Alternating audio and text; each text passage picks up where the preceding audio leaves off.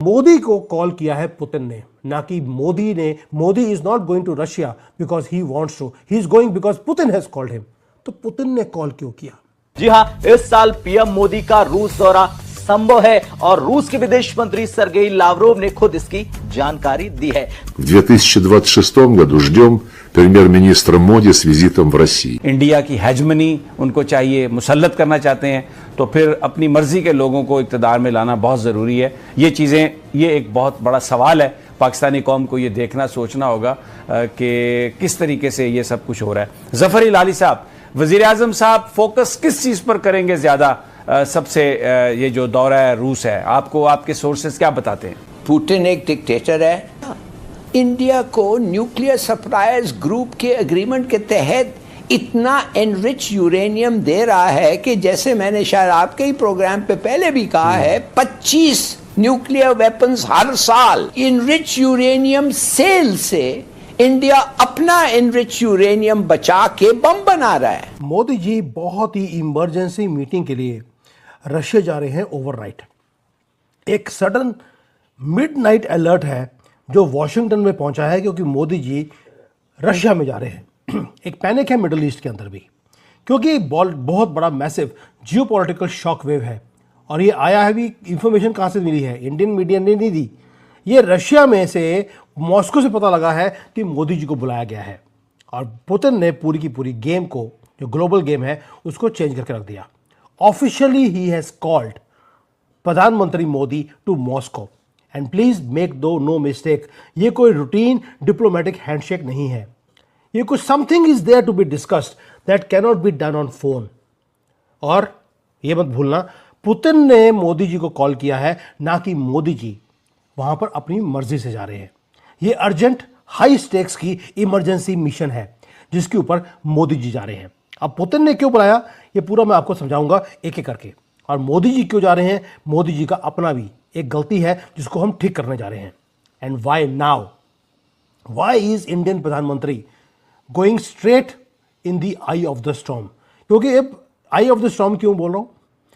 इस वक्त जब वॉर चल रहा है, अमेरिका अलाइज को ढूंढ रहा है, उस वक्त मोदी जी पुतिन में के पास मिलने जा रहे हैं। आप समझ सकते हैं कि ट्रंप के ऊपर कौन से सांप रेंगने वाले हैं। लेकिन मोदी जी सबको रिस्क में डालकर अभी जा रहे हैं। और ये ऐसा पॉइंट है जहां पर ग्लोबल टेंशंस बॉइलिंग पॉइंट तक पहुंच चुकी हैं। रशिया के विदेश मंत्री लावरोव ने इसकी जानकारी भी दी है। उन्होंने कहा कि भारत की विदेश नीति स्वतंत्र है। एक बड़ा बयान रूस के विदेश मंत्री का सामने आया। इसके साथ ही उन्होंने यह भी कहा कि भारत की ब्रिक्स अध्यक्षता को समर्थन है रशिया का। यह बड़ी खबर आपको बता रहे हैं। Both sides are committed to increasing the present annual trade from $68.7 billion to $100 billion by 2030 in a balanced and sustainable manner. जब दुनिया के बड़े देश रूस से दूरी बना रहे, तब भारत ने एक ऐसा बयान दिया जिसने पूरी दुनिया का ध्यान खींच लिया। जी हां, मॉस्को में आयोजित एक बड़े सम्मेलन में भारत के विदेश मंत्री एस जयशंकर ने खुलकर रूस का समर्थन किया और साफ बता दिया कि भारत और रशिया का रिश्ता सिर्फ कूटनीतिक नहीं बल्कि विश्वास और आपसी सम्मान पर आधारित है। ये बयान ऐसे समय में आया जब रूस पर पश्चिमी देशों का दबाव लगातार बढ़ता जा रहा है। ऐसे में भारत का ये स्टैंड एक मजबूत संदेश देता है कि भारत अपनी स्वतंत्र विदेश नीति पर चलता है और अपने पुराने दोस्तों के साथ खड़ा रहता है। डेस्परेट टाइम्स हैं दोनों कंट्रीज के लिए। पुतिन को एक मैसेज सेंड करना है, ट्रंप को भी और दुनिया को भी, कि हमारे साथ भारत है, वो था और हमेशा ही रहेगा हमारी साइड पर। और मोदी जी को उनको दिखाना है कि मुझे अपनी एनर्जी रिक्वायरमेंट्स के लिए मुझे कहीं भी जाना पड़ेगा, मैं जाऊंगा। प्लस एक और चीज़ है। नमस्कार दोस्तों, दुनिया इस वक्त बारूद के ढेर पर बैठी है। एक तरफ अमेरिका, ईरान और इजराइल के बीच तनाव चरम पर है और दूसरी तरफ भारत का एक ऐसा कदम जिसने पूरी दुनिया की नींद उड़ा दी है। भारत के प्रधानमंत्री नरेंद्र मोदी जल्द ही रूस के दौरे पर जाने वाले हैं और खुद रूस के विदेश मंत्री सर्गेई लावरोव ने कहा, हम मोदी जी का तहे दिल से स्वागत करते हैं। लेकिन असली सवाल ये है, क्या ये सिर्फ एक साधारण दौरा है या फिर दुनिया की ताकत का बैलेंस बदलने वाला है? तो दोस्तों, खेल बहुत बड़ा है। आज जब अमेरिका और उसके सहयोगी ईरान पर दबाव बना रहे हैं और रूस बैकडोर से ईरान के साथ खड़ा दिखाई दे रहा है, ऐसे में भारत का रूस जाना एक बहुत बड़ा जियोपॉलिटिकल सिग्नल हो सकता है। इससे दो मैसेज जाते हैं। पहला मैसेज, भारत किसी के दबाव में नहीं आता। दूसरा मैसेज, भारत अपनी स्वतंत्र विदेश नीति पर चलता है। लेकिन अब सुनिए सबसे बड़ा ट्विस्ट।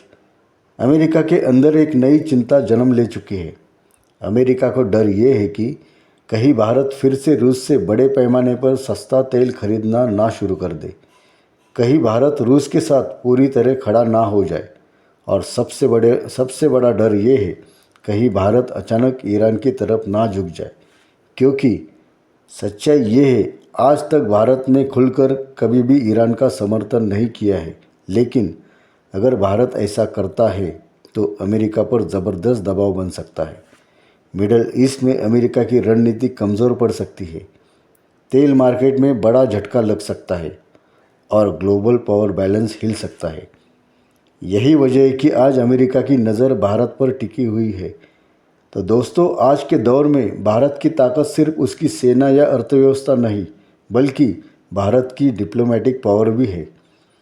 भारत एक ऐसा देश बन चुका है जो अमेरिका के साथ भी दोस्ती रखता है, रूस के साथ भी अपने रिश्ते मजबूत रखता है और ईरान के साथ भी संतुलन बनाए रखता है।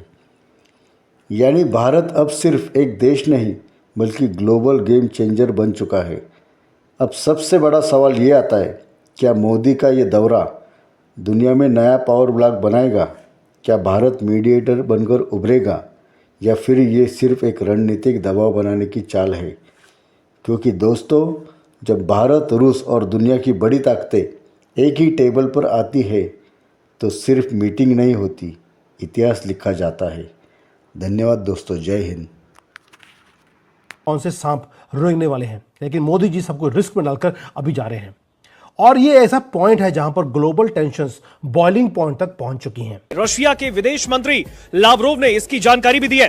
उन्होंने कहा है कि भारत की विदेश नीति स्वतंत्र है। एक बड़ा बयान रूस के विदेश मंत्री का सामने आया। इसके साथ ही उन्होंने यह भी कहा कि भारत की ब्रिक्स अध्यक्षता को समर्थन है रशिया का। यह बड़ी खबर आपको बता रहे हैं। Both sides are committed to increasing the present annual trade from $68.7 billion to $100 billion by 2030 in a balanced and sustainable manner. जब दुनिया के बड़े देश रूस से दूरी बना रहे, तब भारत ने एक ऐसा बयान दिया जिसने पूरी दुनिया का ध्यान खींच लिया। जी हां, मॉस्को में आयोजित एक बड़े सम्मेलन में भारत के विदेश मंत्री एस जयशंकर ने खुलकर रूस का समर्थन किया और साफ बता दिया कि भारत और रशिया का रिश्ता सिर्फ कूटनीतिक नहीं, बल्कि विश्वास और आपसी सम्मान पर आधारित है। ये बयान ऐसे समय में आया जब रूस पर पश्चिमी देशों का दबाव लगातार बढ़ता जा रहा है। ऐसे में भारत का ये स्टैंड एक मजबूत संदेश देता है कि भारत अपनी स्वतंत्र विदेश नीति पर चलता है और अपने पुराने दोस्तों के साथ खड़ा रहता है। डेस्परेट टाइम्स हैं दोनों कंट्रीज के लिए। पुतिन को एक मैसेज सेंड करना है, ट्रंप को भी और दुनिया को भी, कि हमारे साथ भारत है, वो था और हमेशा ही रहेगा हमारी साइड पर। और मोदी जी को उनको दिखाना है कि मुझे अपनी एनर्जी रिक्वायरमेंट्स के लिए मुझे कहीं भी जाना पड़ेगा, मैं जाऊंगा। प्लस एक और चीज़ है, कुछ पाकिस्तान के साथ होने वाला है दोस्तों। ये राइटिंग ऑन द वॉल है। वो कुछ ऐसी बातें हैं जो फ़ोन पे नहीं हो सकती। इसके लिए पर्सनली जाकर मीटिंग करनी वो ज़रूरी है। जब क्राइसिस होता है, मोदी जी हमेशा ही उसमें कुछ बड़ी चीज़ निकाल के लेके आते हैं। वॉशिंगटन वॉच कर रहा है नर्वसली, क्योंकि मोदी जी जा रहे हैं पुतिन को मिलने के लिए। एंड मोदी जी क्या कर रहे हैं, वो भी अल्टीमेट पावर प्ले अब खेलना शुरू कर दिया उन्होंने वर्ल्ड स्टेज के ऊपर। उन्हें मालूम है पूरी नजरें मोदी और पुतिन के ऊपर होगी, ये वहां पे क्या कर रहे हैं। और यही है जियोपॉलिटिकल चेस गेम जो चल रही है। हर रोज फ्लिप होती है, हर रोज चेंज होती है। So please hold your breath. जो रियल गेम है अब वो शुरू होने वाला है।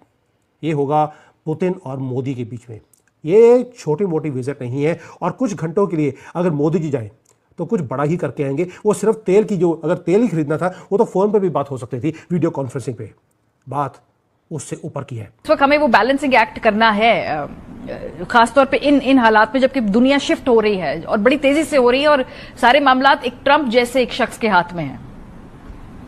और भारत के मुकाबले में शायद हमारे पास उतनी लेवरेज नहीं है। हम आज भी IMF के प्रोग्राम में हैं। अमेरिका के पास शायद पाकिस्तान को स्क्रू करने के लिए लेवरेज बहुत ज्यादा है। जयशंकर के इस पूरे बयान को अगर ध्यान से समझे तो इसमें कई बड़े संकेत छुपे हुए हैं। सबसे पहला, भारत और रूस का रिश्ता आज भी उतना ही मजबूत है जितना पहले था। दूसरा, दोनों देश साल 2030 तक अपने व्यापार को $100 अरब तक ले जाने की तैयारी कर रहे हैं। और तीसरा, परमाणु ऊर्जा के क्षेत्र में रूस भारत का सबसे बड़ा साझेदार बना हुआ है, जिसका उदाहरण कुडनकुलम न्यूक्लियर पावर प्लांट है। और सबसे अहम, आज की बदलती दुनिया में भारत और रूस मिलकर एक नई बहुध्रुवीय व्यवस्था को मजबूत करना चाहते हैं। यानी साफ है कि यह बयान सिर्फ औपचारिकता नहीं था, बल्कि एक रणनीतिक संदेश था पूरी दुनिया के लिए। जब पश्चिमी देश रूस पर दबाव बना रहे, तब भारत का यह खुला समर्थन सीधे मॉस्को तक एक मजबूत संकेत देता है। और यही वजह है कि इस बयान को सुनकर व्लादिमीर पुतिन भी खुश जरूर होंगे। पब्लिकली उन्होंने रिमाइंड करवाया दुनिया को कि रशिया का और भारत का जो ट्रेड है वो $60 बिलियन का है between the two countries. And दूसरा, अब वो $100 बिलियन की तरफ वो पहुंचने वाला है। भाई आप सोच के देखिए, इससे बेटर मोमेंट नहीं हो सकता था ट्रंप को दिखाने के लिए कि रशिया और भारत इकट्ठे हैं। और भारत सिर्फ अमेरिका के साथ नहीं, वो रशिया के साथ भी है। उसने रशिया का साथ छोड़ा नहीं है भारत ने। ये मैसेज था अमेरिका के लिए। यानी कि ये जो मीटिंग हो रही है, ये मीटिंग फोटो ऑप्स के लिए भी है। ये पुतिन का तरीका है दुनिया को दिखाने के लिए हु इज हिज फ्रेंड्स। ना टारगेट बता दिया आपको कि $100 बिलियन का ट्रेड हम करने वाले हैं। यानी कि रशिया क्राइसिस को यूज कर रहा है to lock India and bring them back towards Russia. और मोदी जी का जो अर्जेंट ट्रिप है, ये ब्रूटल वेकअप कॉल है वेस्टर्न वर्ल्ड के लिए भी। ये एक प्रूव करता है अनडिनाइबल चीज को कि जब ग्लोबल एनर्जी ग्रिड में जब क्रैप्स करेगा, जब तेल के प्राइसेस बढ़ेंगे, तो हम अमेरिका के परमिशन की वेट नहीं करेंगे कि हम तेल मॉस्को से खरीदें या नहीं खरीदें।